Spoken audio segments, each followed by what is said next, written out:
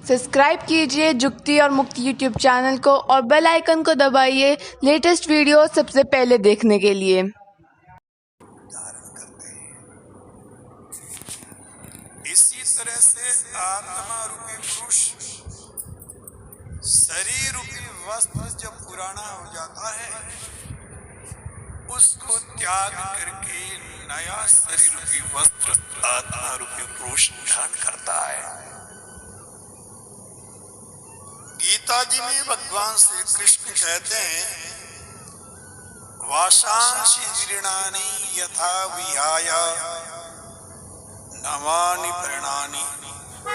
शरीर पे पहने पुराने वस्त्र को त्याग के नया वस्त्र धारण करते हैं तथा शरीराणि, ऐसे आत्मा शरीर रूपी वस्त्र को त्याग के नया शरीर रूपी वस्त्र धारण करता है। वस्त्र और शरीर दोनों अलग अलग नजर आ रहे हैं। इसी तरह से शरीर रूपी वस्त्र और जिसने धारण कर रखा है वो जीवात्मा, अगर हमें दोनों अलग अलग नजर आए, शेड में बैठे हो तो हमें पता है कि हम अलग हैं, शेड अलग चीज है। इसी तरह से समझे शरीर शेड की जगह है और चेतन जीवात्मा हम लोगों की जगह है। ये दोनों चीजें अलग अलग अगर नजर आती है तो समझना आज इस स्थिति वाला पुरुष जग चुका है जो खुद को देख पा रहा है।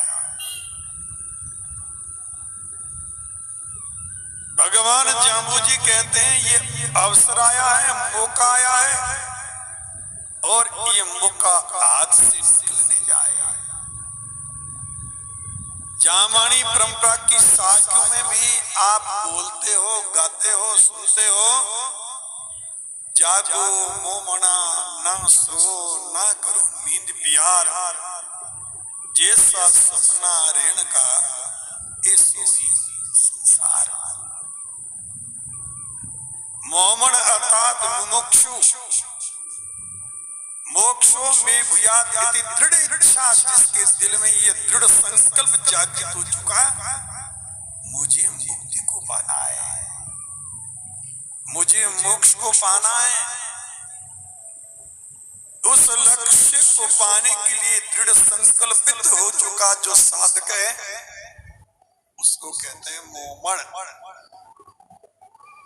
ऐसे जो मोमन थे, मुमुक्षु थे, उनसे कहा तुम जगो, ना सोवो ना करो नींद प्यार। दो तरह की नींद होती है, एक आंख बंद करने के बाद गहरी सांस लेते हैं, गहरी नींद आती है। उस सुसुप्ति अवस्था में जब पहुंचते हैं सज्जनों, ने उस समय शरीर का भान होता है, ने जगत का भान होता है और इतनी सुंदर नींद आती है।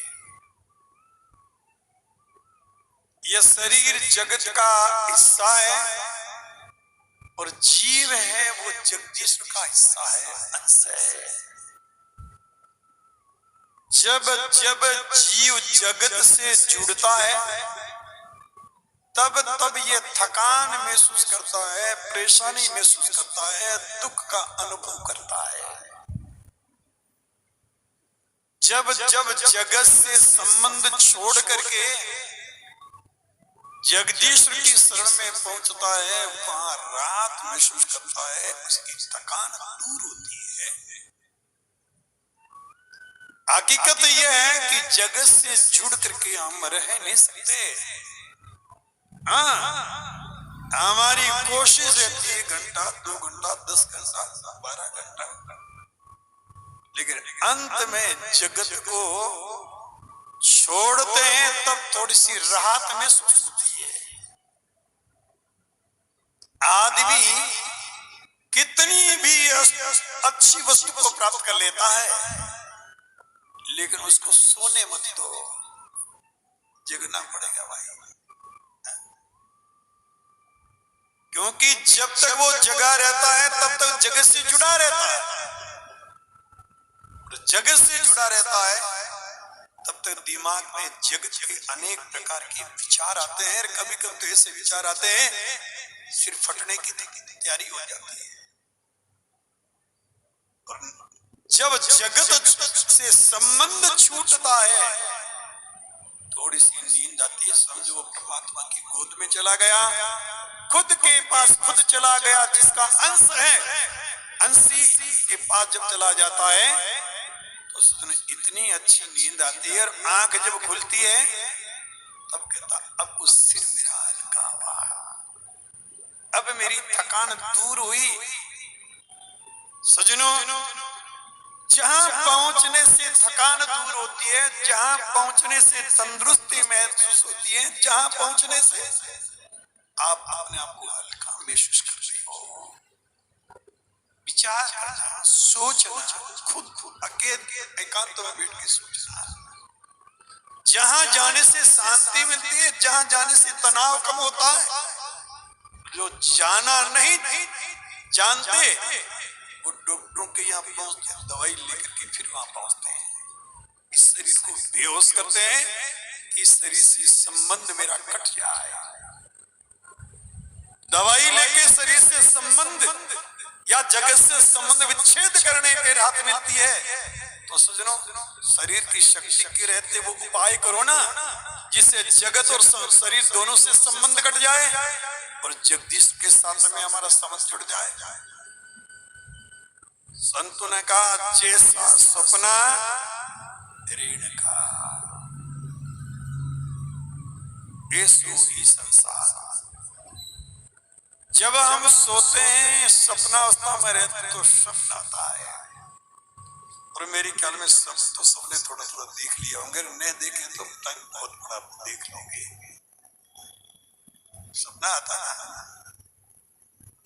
सपने में न ईंट है, न सीमेंट है, न करनी है, न मिस्त्री है, न पानी है, कुछ भी नहीं, महल खड़ा कर लेते हैं। और सपने में ऐसा भयावह दृश्य देख लेते हैं, किसी को जैसे लग रहा सांप काट रहा है, किसी को लगता हाथी को चल रहा है, किसी को लग रहा मैं डूब रहा हूं, किसी को लग रहा मुझे कुछ मार रहा है। नहीं जाने कैसे कैसे भयावह दृश्य इंसान देखता है और भयभीत होता है। और कभी कभी ऐसा सुंदर स्वप्न भी आता है, सुनो, वो आनंद इतना आता है बस मन करता उसमें खोया रहा। सर्वपल्ली डॉक्टर राधा कृष्णन जो भारत के राष्ट्रपति हुए, उन्होंने गीता जी की एक टीका लिखी। उन्होंने उस टीका में एक उदाहरण दिया, एक प्रजापति कुम्हार, पति पत्नी दो है, एक बिना जिसका ऊपर का सड़ चुका है, ऐसी एक झोपड़ी है, एक टूटी चारपाई है, एक गधा जिसपे सामान बर्तन लाद कर गांव में जाता है बेचने के लिए, और है सत्संग की प्राणी। दिन भर सामान बेच के आता है, शाम को बर्तन उतारता है, हाथ पैर धोकर के संध्या के समय संध्या वंदन भगवान का भजन करता है, पति पत्नी चर्चा करते हैं और चर्चा करते करते विश्राम करते हैं, और अगले दिन ब्रह्म मुहूर्त में उठते हैं, उसी तरह से भजन पाठ पूजा से निवृत्त होकर के दिनचर्या में लग जाते हैं। उन प्रजापति का समय निश्चित है, ब्रह्म मुहूर्त में उठ के ना धो करके भगवान का भजन करना, संध्या वंदन करना, नित्य क्रम से निवृत्त होकर के अपनी दैनिक दिनचर्या के काम में लग जाना। एक दिन प्रजापति सायंकाल को घर लौटे, संध्या वंदन पाठ पूजा से निवृत्त हुए, पत्नी ने बहुत अच्छा भोजन किया बनाया, दोनों ने पाया, और चर्चा करते करते उनको आंख लग गई, नींद आ गई, दिन भर के थके हुए थे। सजनों, भोर का समय, उठने का समय हो चुका, लेकिन उसी समय एक स्वप्न आया। स्वप्न इतना जबरदस्त आया, वो राजा नहीं, राजा के राजा चक्रवर्ती सम्राट। बड़ा लंबा चौड़ा महल है, जहाँ रानियां, दासियां, सेवक दल, बल, हाथी, घोड़े किसी की कमी नहीं है। जिस तरफ कदम बढ़ाते हजारों सैनिक आगे पीछे चलते हैं, इशारे के साथ संकेत से काम होते हैं और बड़े सुव्यवस्थित तरीके से उनकी शासन सत्ता चल रही है। अब आप अनुमान लगाओ, कितना सुंदर संसार देख रहे हैं, कितने सुंदर संसार में जीवन जी रहे हैं इस समय। लेकिन प्रजापति की धर्मपत्नी को लगा, मेरे पतिदेव जब से विवाहित होकर ससुराल में मैं आई, इतने दिन से एक दिन भी मैंने इनको लेट या समय उनका आगे पीछे नहीं देखा। लेकिन आज ये जगह बात क्या है? उन्होंने हाथ लगाया, देवता जी उठो। आंख खुली, वही टूटी टपरी, टूटी चारपाई, मरियल सड़ियल घरवाली झट आंख बंद की तो वही राजा, रानियां, दासियां, सेवक बल बल। अब सजनों थोड़ी देर के बाद फिर जगाने की कोशिश की, कोई दृश्य दिखा, फिर आंख बंद की। जब आंख बंद करे तब सपने का संसार दिखे, और जब आंख खुले तब ये कंगाली का संसार दिखे। आज उठने का मन ही नहीं करा। अब जरा अनुमान लगाना, एक जागृत का स्वप्न है, एक सपना अवस्था का स्वप्न है। स्वप्न के संसार में जाओगे इतना सुंदर है, और जागृत का स्वप्न बड़ा दुखद लग रहा है, अच्छा नहीं लग रहा है। अब आप बताइए, जिस सपने के अंदर आनंद मिल रहा है वो तो दिख रहा है, वो सत्य है कि झूठ है? जिस स्वप्न में अपने आप को चक्रवर्ती सम्राट देख रहे हैं, रानियां, दासियां स्वयं ऐसा लग रहे हैं, हजारों नौकर चाकर हैं, दल है, बल है, हाथी है, घोड़े हैं, चारों तरफ घोड़ों की चिंगाड़, निनाते घोड़े घातियों की चिंगाड़ सुनाई दे रही है। वो संसार सच्चा है कि ये सच्चा है? इतना तो आप ही जानते हो। जो सपने में देख रहा है वो सच्चा है? अगर वो सच्चा नहीं है, सत्य नहीं है, तो सजनों वो स्वप्न का संसार, ये जागृत का संसार है। अगर ये सत्य होता तो सपने में भी ये दिखाई देना चाहिए था, पत्नी दिखाई देनी चाहिए थी, घर दिखाई देना चाहिए था, नहीं दिखाई दे रहा है। जिस दिन जग जाओगे उस दिन ये जो दिख रहा है, जिसको हम सच्चा समझ बैठे हैं, ये भी उस स्वप्न के संसार की तरह आपको नजर आना शुरू हो जाएगा। अब मुझे बताइए, जिस सपने के संसार में आनंद के हिलोले ले रहा प्रजापति, वो कितनी देर रहेगा? जब तक आंख नहीं खुलेगी तब तक रहेगा। इसी तरह से इस सपने में जो आनंद ले रहे हो, ये तब तक आनंद ले पाओगे जब तक तुम जग नहीं जाते। इसलिए भगवान जामुन ने तुम जगो, और जो देख रहे हो जैसा सपना रेण का, ये सो ही संसार। रात्रि का स्वप्न जिस तरह का होता है, अब सपना आया, सांप काट रहा है या बेल मार रहा है और चिल्ला रहा है, अब जब तक आंख खुलेगी नहीं तब तक तो रोना धोना चलता रहेगा। इस रोने से, इस बेल जो मारा, इसे छुटकारा कब मिलेगा? जब आंख खुलेगी। अब जब तक नहीं खुलेगी तब तक रोना चिल्लाना, पसीना छूट जाएगा, डर खत्म होगा नहीं। अगर आप इस संसार के दावानल से दग्ध हो रहे हो तो सदनों आपको जगना होगा। जगने से क्या मतलब है? गोस्वामी जी ने कहा, जानिए तब ही जीव जग जागा,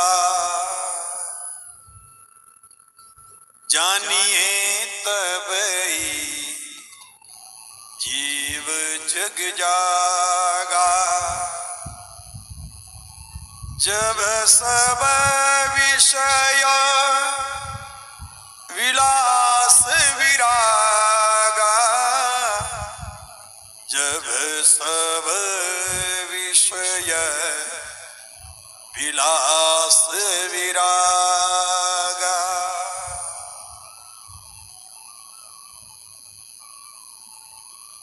संसार और संसार की विश्व की प्रति जो इंद्रियों का आकर्षण है, जब तक ये आकर्षण जो है इससे इंद्रियां अनासक्त नहीं हो जाए। कहने का भाव, आंख को रूप अच्छा लगता है, कान को शब्द अच्छे लगते हैं, नाक को गंध अच्छी लगती है, सुगंध, जीभ को रस अच्छा लगता है, त्वचा को स्पर्श अच्छा लगता है।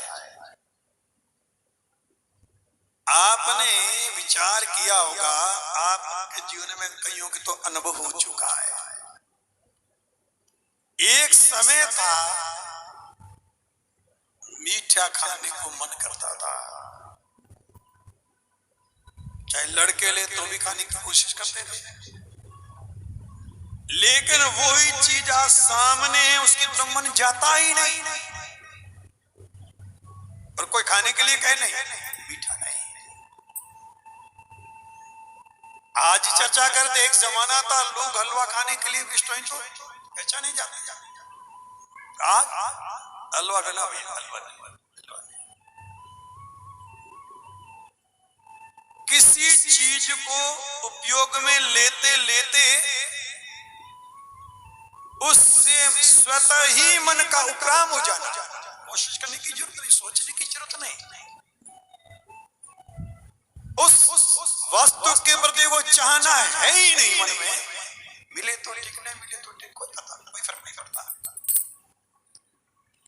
इसी तरह से दृश्यमान जगत की प्रत्येक वस्तु के प्रति मन में एक ऐसी स्थिरता आ जाए जहां चाहना नाम की चीज के लिए स्थान ही न रहे। चाहे सुंदर से सुंदर वस्तु दिखे, चाहे कुरूप से कुरूप दिखे, चाहे अच्छी से अच्छी दिखे, चाहे गंदी से गंदी दिखे, आपके लिए कोई फर्क नहीं है। धूप सुंदर वस्तु भी ऐसी बसती है, गंदगी भी ऐसी बसती है, उसके लिए सब एक समान है। ऐसी एक स्थिरता आपके विचारों में आ जाए, आपकी सोच में, आपकी निगाह में, आपके चिंतन में, दृश्यमान जगत के पदार्थों के प्रति इस तरह की स्वाभाविक स्थिति दिल और दिमाग में आती है, सोच में आती है। ऐसी स्थिरता, ऐसी स्थिति जगत की हर वस्तु से आपकी इंद्रियां जितने विषय पदार्थ हैं उनसे अनासक्ति दिल दिमाग में कोई स्थान नहीं, कोई चाहना नहीं। चाह गई चिंता मिटी मनवा बेपरवाह, जिनको कछु न चाहिए सो सहनसा के साथ। ऐसी स्थिति जिस दिन होगी उस दिन तो राजाओं के राजा